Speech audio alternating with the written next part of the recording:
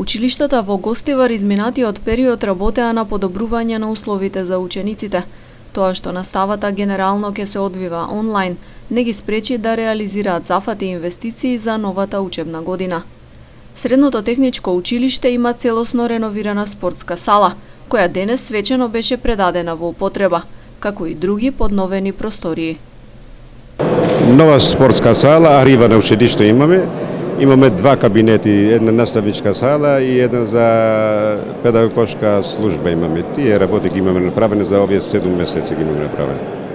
Па нормално и понатаму ќе се погрижиме да ги реализираме и нашите проекти што ги имаме. Имаме над 150.000 што треба меѓу време да стигнат кај нас, да дадат зелено светло и да ги реализираме во стариот објект.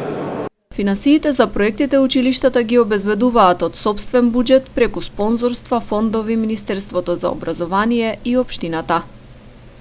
Започнавме со кровот на училиштето Гоце Делчев, потоа инвестиции во училиштето Исмаил Кемали, потоа во училиштето Единство бревме наутро, видовте нов двор, нова спортска сала и таму, нови училници, нови кабинети и сега доаѓаме повторно во едно друго средно техничко училиште и повторно гледате инвестиции од страна на директорот и екипата, значи нови кабинети, нова архива, нова спортска сала и стварно поголема гордост за нас како граѓани на ова општина. Меѓутоа, да речам и како администрација на општина Гостивар нема, верувајте.